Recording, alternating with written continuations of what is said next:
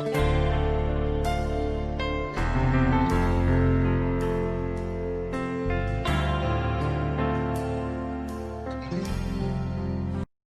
noite, irmãos, graça e paz. Que bom estar com você mais uma vez aqui nesta noite de quinta-feira para podermos estudar a palavra de Deus, buscar nela a edificação da nossa alma. Peço a você que junte sua família, aí abra sua Bíblia, disponha o seu coração e vamos crescer juntos, aprender juntos. Vamos nos alimentar juntos aqui daquilo que o Senhor tem para nós nessa noite. Nós vamos orar inicialmente, em seguida passaremos a nossa posição bíblica. Senhor nosso Deus, muito obrigado pela Tua graça, palavra, presença. Muito obrigado pela vida dos Teus servos que estão participando conosco, que estão assistindo a essa exposição. Que o Senhor possa, Deus, pela Tua graça, falar ao coração deles, assim como ao meu, e instruir-nos pela Tua verdade. Nos ajude a viver de forma digna do Evangelho, em nome de Jesus. Amém. Bem, irmãos, hoje nós vamos nos apropriar do texto bíblico que se encontra no capítulo 18 de Lucas, do Evangelho de Lucas, a partir do verso 18, uma história muito conhecida, a história do jovem rico.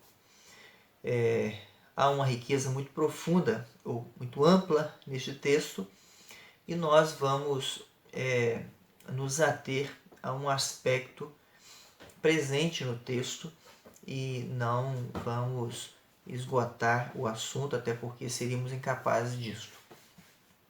Bem, eu vou ler o texto e os irmãos podem acompanhar em suas Bíblias, aí em sua casa. Diz assim o texto: certo homem de posição perguntou-lhe: bom mestre, que farei para herdar a vida eterna?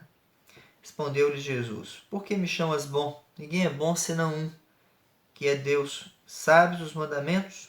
Não adulterarás, não matarás, não furtarás, não dirás falso testemunho, honra teu pai e tua mãe. Replicou ele: tudo isso tenho observado desde a minha juventude. Ouvindo Jesus, disse-lhe: uma coisa ainda te falta. Vende tudo que tens, dá-o aos pobres e terás um tesouro nos céus. Depois vem e segue-me. Mas ouvindo ele essas palavras, ficou muito triste, porque era muito riquíssimo, ou porque era riquíssimo. Amém. Bem, essa história é extremamente conhecida da igreja e muito citada e usada para o ensino. Hoje nós vamos nos apropriar desse texto e vamos nos guiar pelo tema identificando uma fé desonesta. É muito comum em nossos dias vermos um quadro que é pintado nesse cenário aqui. A história do jovem rico revela aquilo que nós vivenciamos em nossos dias. É muito comum as pessoas nutrirem, desenvolverem uma fé baseada em um Deus criado, construído, não no Deus revelado. A grande questão ou o grande elemento da vida com Deus é servir ao Deus correto, de forma correta. Qual é esse Deus correto? Se há um só um Deus, né? um jargão popular. Só tem um Deus, o Deus é um só.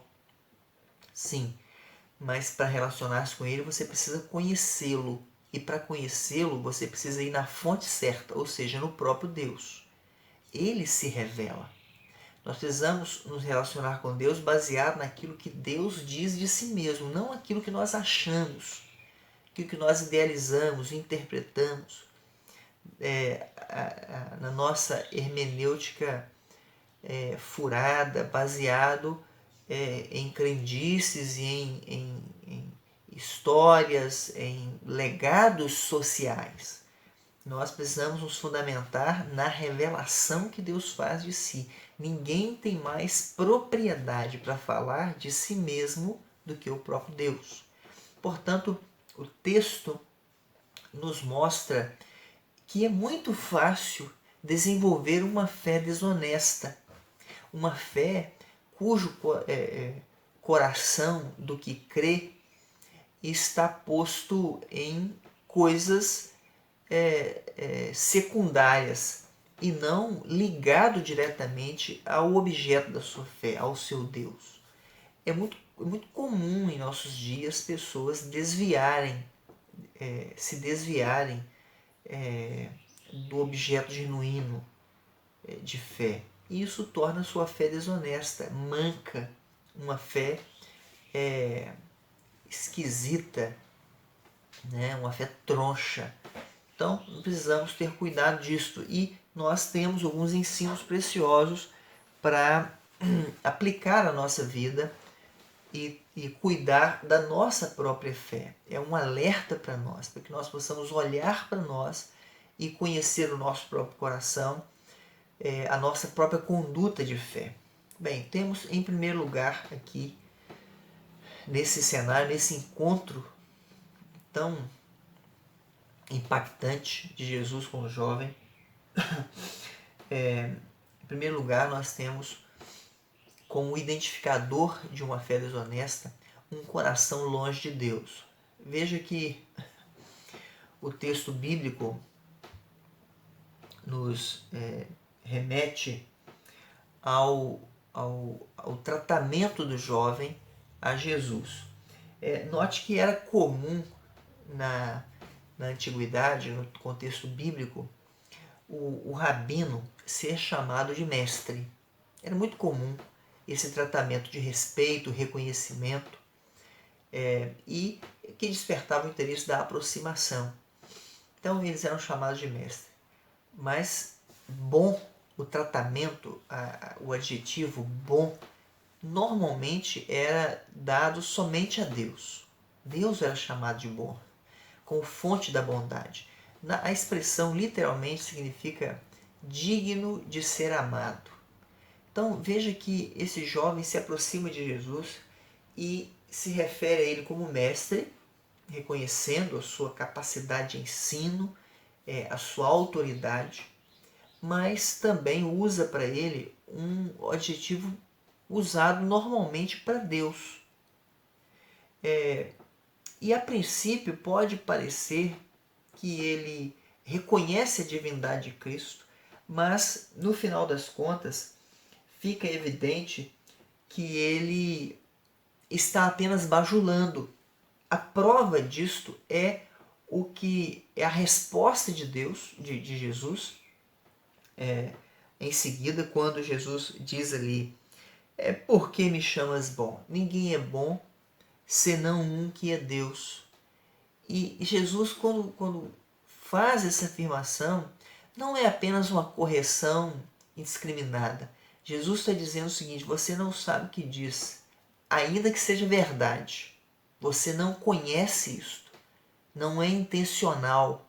Não é baseado em conhecimento, em entendimento. Você está dizendo apenas por bajulação. E Jesus, então, reforça isto, lança luz sobre esse desmascarar dele, esse trazer a lume da sua conduta, e de onde está o seu coração, ou a revelação de que seu coração está longe de Deus, quando Jesus afirma para ele: tu sabes os mandamentos. Não adulterarás, não matarás, não furtarás, não dirás falso testemunho, honra teu pai e tua mãe. Mas Jesus propositalmente deixa fora o não cobiçarás aqui. Jesus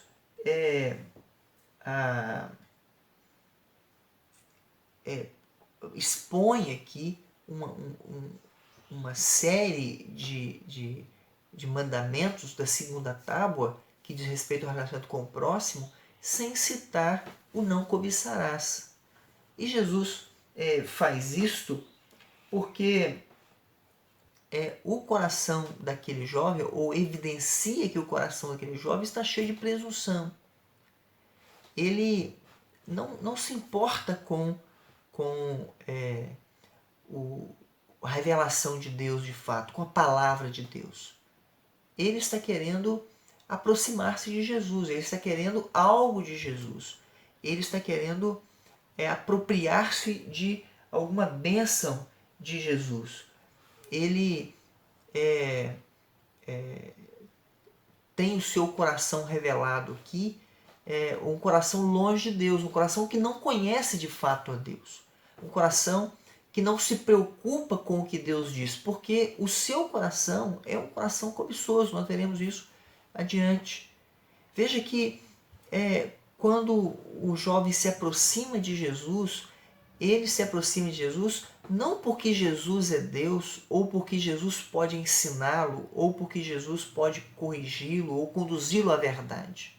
Ele se aproxima de Jesus porque ele tem interesses pessoais em Jesus. Ele não conhece verdadeiramente a Deus. Jesus expõe aqui que o seu coração está longe de Deus. A prova disso, além do que já é apresentado no contexto, é o final da narrativa. O final da narrativa deixa muito claro que o seu coração não está em Deus. Ainda que ele vá a Cristo, use um adjetivo que é próprio a Deus para Cristo, ainda que ele busque em Cristo, ou supostamente busque em Cristo, uma orientação sobre a vida eterna, ele mostra que não está interessado no que Deus diz sobre si. Que no final, quando Jesus diz para ele, vem tudo que tens, dá aos pobres, depois vem e siga-me, ele se entristece profundamente.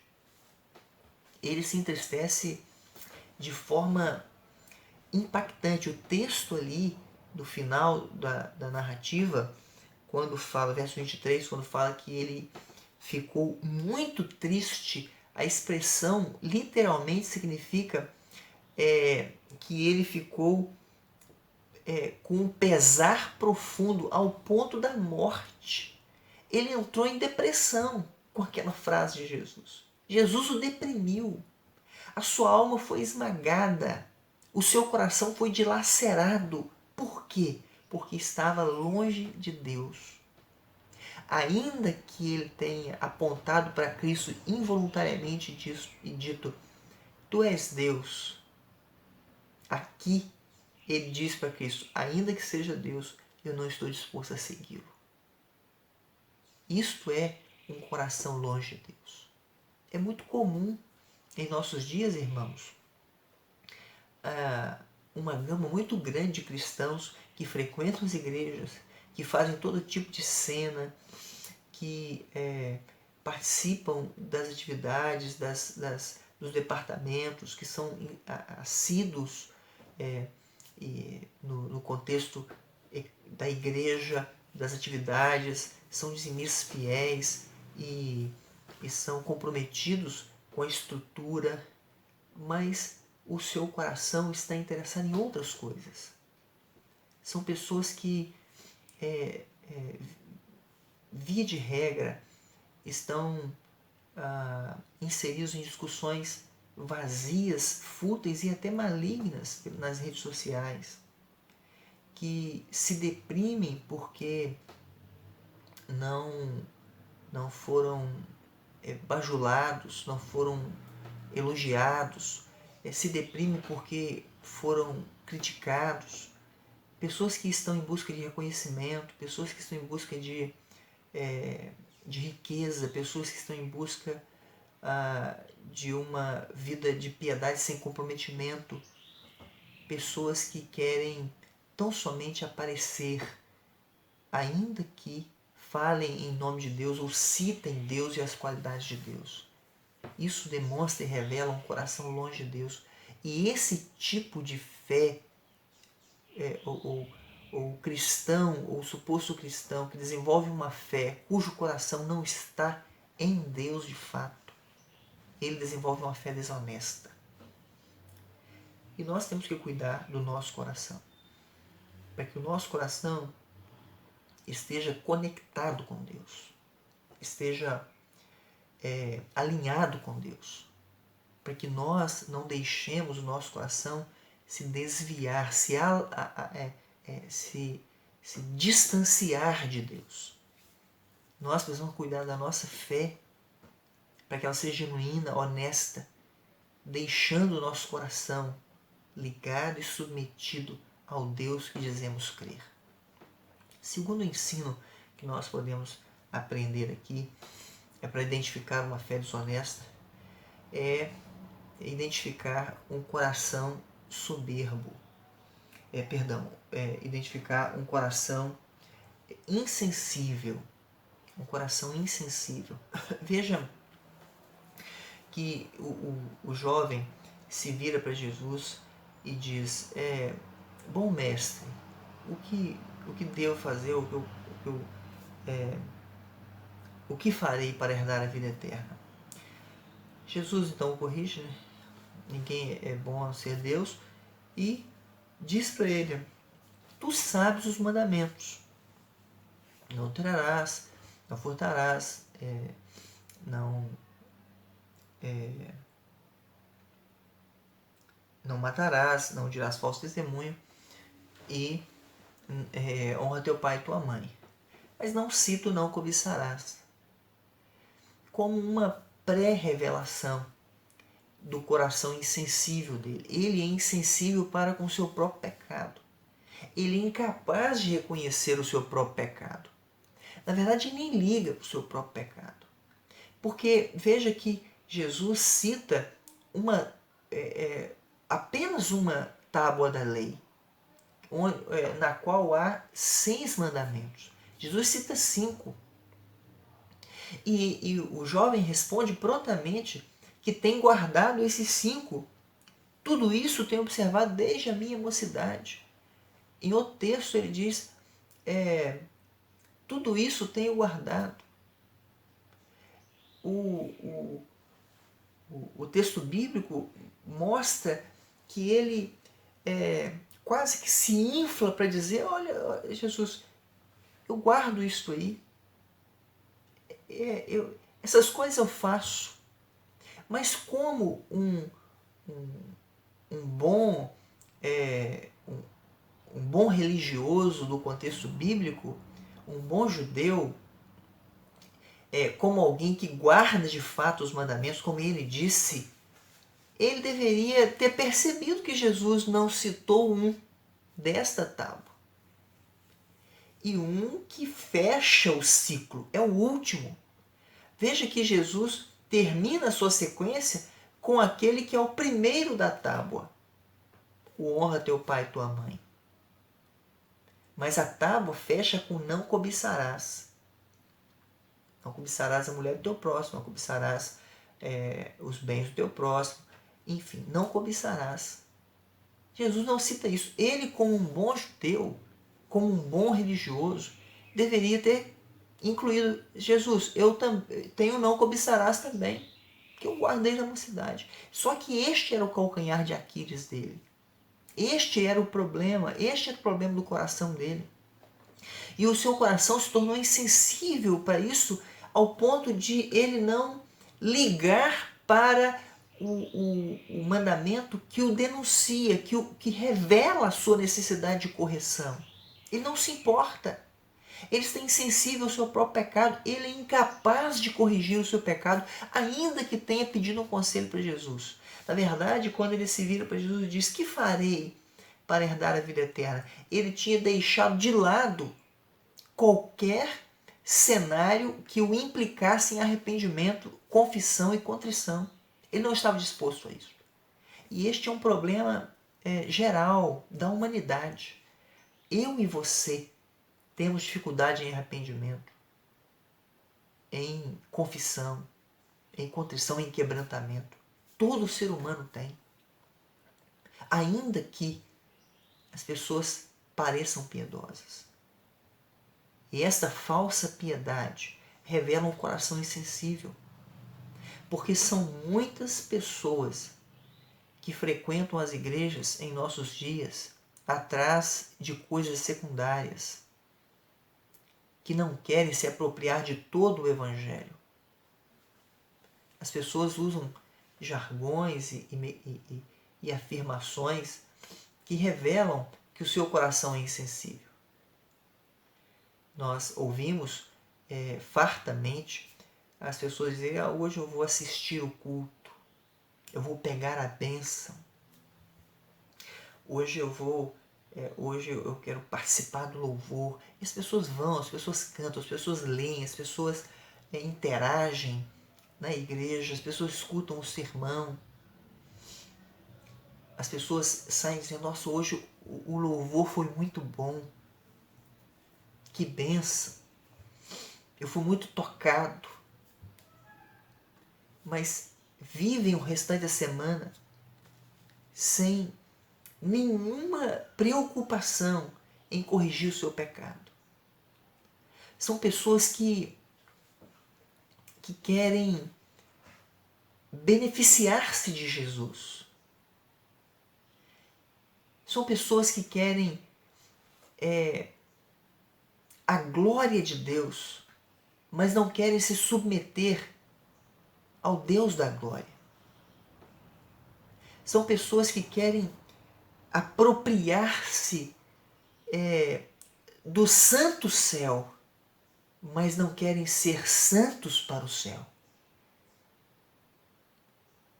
São muitos irmãos, aqueles que querem mostrar-se para Deus muito talentosos, mas não querem aperfeiçoar-se para chegar diante de Deus limpos. Eles querem os benefícios gloriosos e puros que procedem de Deus, mas não querem se purificar para não macular a santidade divina. Veja que a insensibilidade está presente no coração das pessoas. E o jovem rico, essa história do jovem rico, nos mostra que isso pode tornar ou evidenciar uma fé desonesta. Porque quando nós vamos a Deus sem entender a nossa necessidade de contrição, de arrependimento, nós somos desonestos com Deus. Nós construímos um cenário de falsa piedade. E Deus não tolera essas coisas. Portanto, cuide do seu coração para que ele não seja insensível. Seja capaz de arrepender-se. Abra mão dos seus pecados. Viva intensamente uma vida com Deus, mas viva em busca da santidade. Esforce por ela, lute por ela.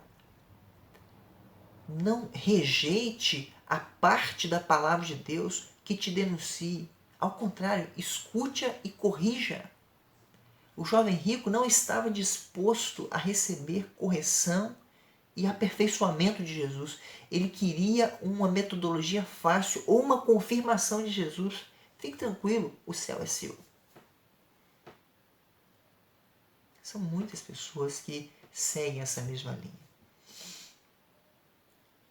e rejeitam a oportunidade de aperfeiçoar-se. Paulo fala na carta aos Filipenses, capítulo 3, e diz assim, não que eu tenha obtido a perfeição, mas prossigo para conquistar aquilo para o qual fui conquistado por Cristo Jesus. Deixando as coisas que para trás fiquem, avançando o passo que diante de mim estão. Eu prossigo para o alvo. No capítulo 2, pouco antes desse bloco de parágrafos, ele diz, olha, se eles dizem que pode se gloriar, eu muito mais. Eu sou judeu de judeus, quanto à lei fariseu, da tribo de Benjamim, e cita um currículo longo, e aí no final ele diz assim, mas eu considero isso tudo como refúgio, como esterco pela sublimidade do conhecimento de Cristo. Eu não quero glória humana. Eu quero me anular para que Cristo seja tudo em mim. Neste mesmo contexto, ele faz a afirmação no capítulo 3, que Cristo é tudo em todos.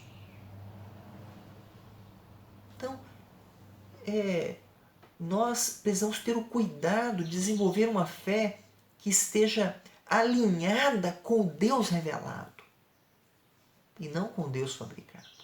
Uma fé que nos torne sensíveis para a santidade de Deus e nossa necessidade de correção e santificação. um coração distante de Deus e um coração insensível são sinais de uma fé desonesta. E por fim, meus amados irmãos, uma fé desonesta é identificada por um coração soberbo. Veja que o texto, no início, começa assim. O jovem chega para Jesus e diz para ele, bom mestre, que farei para herdar a vida eterna? Manda que eu faço. Eu sou bom nisto. E quando Jesus cita os mandamentos para ele, ele prontamente afirma, tudo isso eu tenho observado desde a minha mocidade. Fique tranquilo, se é isso, está tudo certo. Eu já tenho guardado. Eu sou bom. Soberba. Quando ele diz para Jesus, olha, me diga o que eu tenho que fazer, que eu faço. Ele está dizendo, fique tranquilo, é só o Senhor me dar a tarefa que eu resolvo sozinho. Que eu resolvo sem intervenção. Ele rejeita, ainda que ele chame Jesus de Deus quando usa um adjetivo próprio, usado propriamente para Deus no início, ainda que ele chame Jesus de Deus, nesse momento ele diz, olha, pode me falar, mas eu não preciso do Senhor. Ele rejeita aquele que é o autor da salvação e o aplicador da salvação. Jesus não é apenas alguém que possibilita a salvação. Ele é aquele que faz acontecer. É ele que salva de fato, é ele que resgata. Ele vai ao perdido, ao escravo. Ele vai ao cativo e arranca o cativo do seu cativeiro. É isso que Paulo fala aos Colossenses quando diz que ele nos libertou do império das trevas e nos transportou para o reino do Filho do seu amor. Ele narra ali uma invasão a uma colônia de aprisionamento, a um campo de concentração. Deus invade e arranca a força do seu povo. Quando o jovem rico diz, o que farei? Ele está dizendo, eu consigo fazer sozinho. E essa tem sido a postura de muitos cristãos. Muitos cristãos não recorrem a Deus nem no início de seus projetos, nem durante, nem depois. Vivem um fracasso em suas vidas constante, porque não tem coragem de submeter-se a Deus. O seu coração é soberbo, acham que podem resolver sozinhos. E isso é uma fé desonesta. Dizem que creem em Deus, citam coisas sobre Deus, mas são incapazes de submeter-se a Deus nos projetos de sua vida, nas decisões de sua vida. São incapazes de submeter a Deus seus problemas. São incapazes de confiar plenamente em Deus, porque o coração deles não está em Deus. No caso do jovem, estava na riqueza. Ele se achava capaz porque era rico. No contexto judaico, bíblico, a riqueza era um selo de aprovação divina, entendido como sendo um selo de aprovação divina. O rico era tido como alguém sobre o qual Deus deu sua chancela e disse, seu lugar está garantido. Ele era rico, riquíssimo. Ele confiava nisso. Diga que eu faço, eu sou rico. Quando Jesus diz, vende tudo, ele fica muito triste, porque ele pensa assim, está querendo tirar a minha segurança? Isso mostra que a sua fé, que a fé dele não estava em Deus. Meus irmãos, isso é muito comum em nossos dias. A fé de muitos supostos cristãos está nos líderes, está na religiosidade, está no fato de frequentar, está no fato de ser fiel em alguns segmentos, está na riqueza, na família, mas não no Deus que se revela. Cuidado. A soberba nos afasta de Deus A soberba faz com que nós nos empenhemos em uma fé desonesta, que desagrada, desonra e trai ao Senhor.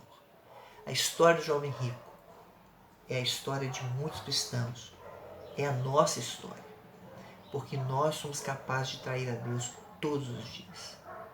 Cuide do seu coração. A história do jovem rico, meu amado irmão, é uma advertência aos que desejam uma fé cristã que não mude seus valores nem perturbe seu estilo de vida. Jesus expõe nossa desonestidade para que haja cura. Portanto, aproprie-se disso. Cuide do seu coração para que ele esteja no lugar certo, para que ele seja sensível e para que ele seja humilde. Cuide da sua fé para que ela seja honesta. Adore, sirva e se relacione com Deus verdadeiro. Que Deus o abençoe sua família, em nome de Jesus. Vamos orar? Nosso Deus, muito obrigado pela Tua palavra, pela Tua graça, pela Tua presença. Obrigado, Deus, por o Senhor tem nos ensinado, nos instruído, nos advertido. Nesse momento, peço ao Senhor que abençoe o Teu povo, para que o Teu povo possa desfrutar da Tua companhia e nutrir uma fé honesta para com o Senhor, em nome de Jesus. Amém. Deus abençoe de forma rica e preciosa a sua vida, em nome de Jesus.